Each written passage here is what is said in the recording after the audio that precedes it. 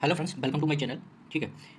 आज से हम एक डेली एक वीडियो अपलोड करेंगे आपके लिए, और जिसमें हम अपनी नोट्स को मैं आपको डिस्कस करूंगा। ठीक है, जिससे कि आपकी नॉलेज बूस्ट हो सके। ठीक है। और मैं आपको कोशिश करूंगा, आपको एज अ टीचर पढ़ाने की कोशिश नहीं करूंगा, आपको एज अ स्टूडेंट पढ़ाने की कोशिश करूंगा। मैं भी स्टूडेंट हूँ, आप भी स्टूडेंट हो, और हम दोनों को कहाँ प्रॉब्लम आती है वहाँ हम आपको जहाँ तक मैंने समझा है उस बात पे हम डिस्कशन करने वाले हैं। ठीक है। एसी और मैं ये मान के चल रहा हूँ कि आपने इससे पहले भी आपने इलेक्ट्रिकल कहीं ना कहीं पढ़ी हुई है, किसी ना किसी से पढ़ी हुई है, और आपको बेसिक आता है। आपको बस हम एक तरह से रिवीजन, एज ए रिवीजन की तरह हम पढ़ाएंगे, जिससे कि आपका रिवीजन हो सके, और आपको जहाँ जहाँ दिक्कत आती होगी वहाँ वहाँ हम रिसॉल्व करने की कोशिश करेंगे। ठीक है। और मुझे आपकी कमेंटों से भी काफ़ी सीखने को मिलेगा। आप मेरे को कमेंट पे आप मेरे को इसमें फीडबैक देंगे। ठीक है। जैसे कि पहला मैंने सबसे पहले लिया है एसी सर्किट। ठीक है। एसी सर्किट हमारे लिए बहुत इंपॉर्टेंट टॉपिक है। हर एक इलेक्ट्रिकल के सारे कॉन्सेप्ट यहाँ से ही निकल के आते हैं। AC circuit. ठीक है। एसी सर्किट में हम सबसे पहले पढ़ेंगे करंट। ठीक है। एसी करंट क्या होता है? The current where magnitude and direction change with time is called AC current. मतलब टाइम के रिस्पेक्ट में आपका मैग्नीट्यूड और डायरेक्शन चेंज होती है, उसको हम क्या कहेंगे? एसी करंट कहेंगे। ठीक है। तो ये इसका आप एसी करंट का ग्राफ देख सकते हैं। साइनसोइडल वेव इसको कहते हैं। टाइम के रिस्पेक्ट में जैसे जैसे टाइम बढ़ रहा है, इसका ग्राफ भी ऊपर नीचे हो रहा है, मैग्नीट्यूड भी बदल रही है और डायरेक्शन भी दोनों की दोनों बदल रही है। इस बात से आपको समझ में आ गया होगा। चलिए अब बात करते हैं अपन डीसी करंट की। डीसी करंट क्या होता है? The current whose magnitude and direction does not change with time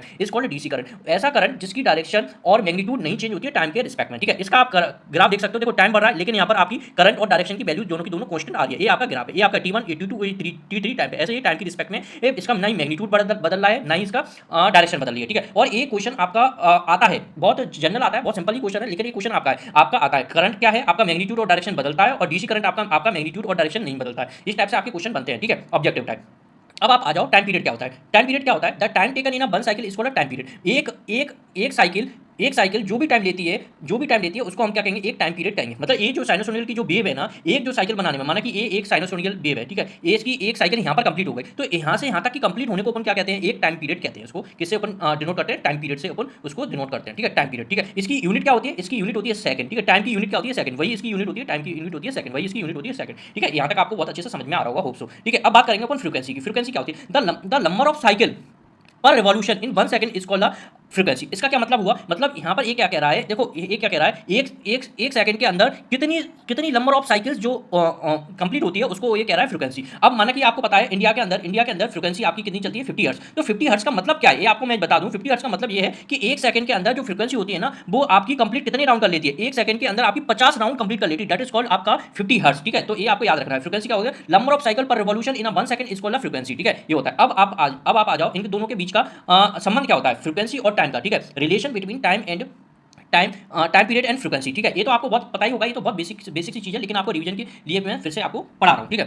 तो यहाँ पर क्या होता है? Frequency equal to 1 upon time. ये तो आपको रटा ही होगा। Frequency equal to 1 upon time होता है, और फ्रीक्वेंसी की यूनिट क्या होती है? आपकी हर्ट्ज होती है, लेकिन आपकी फ्रीक्वेंसी की यूनिट यहाँ से सेकंड इनवर्स भी होती है। ठीक है। सेकंड इनवर्स होती है, और साइकिल पर सेकंड भी कहते हैं इसको। साइकिल पर सेकंड भी इसको कह देते हैं। ठीक है। तो आपको एग्जाम में आपको कंफ्यूजन नहीं होना है। हर्ट्ज भी फ्रीक्वेंसी की यूनिट है, सेकंड इनवर्स भी फ्रीक्वेंसी की यूनिट है, और साइकिल पर सेकंड ये भी आपकी काय की यूनिट है? ये फ्रीक्वेंसी की आपकी यूनिट है। यहाँ तक कोई समस्या, कोई प्रॉब्लम बिल्कुल भी नहीं हुई होगी। देखो यही बात यहाँ पर लिखी हुई है। फ्रीक्वेंसी की यूनिट क्या होती है? हर्ट्ज होती है, और सेकंड इनवर्स होती है। Frequency of AC in India, ये 50 हर्ट्ज है। फ्रीक्वेंसी मतलब आपकी इंडिया की फ्रीक्वेंसी कितनी चल रही है? आपकी 50 हर्ट्ज चल रही है। ठीक है। ये 50 हर्ट्ज चल रही है। ठीक है। ये आपका डायरेक्टली क्वेश्चन बन जाता है कभी कभी, छोटे छोटे वन लाइन के आसपास क्वेश्चन में आता है, तो बहुत सिंपल क्वेश्चन आते हैं। तब कुछ ऐसा नहीं है कि सारा ही क्वेश्चन सारे टफ आते हैं, कुछ क्वेश्चन बहुत सिंपल भी आते हैं, तो आपको उनको भी टारगेट करना है। ठीक है। अब यहाँ पर इसी से बेसिस कुछ न्यूमेरिकल हम देख लेते हैं।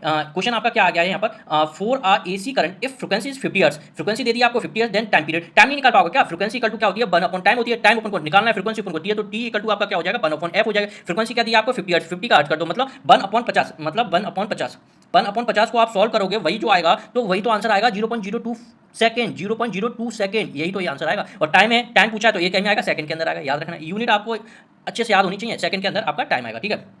तो ये कोई प्रॉब्लम की बात है नहीं है। ठीक है।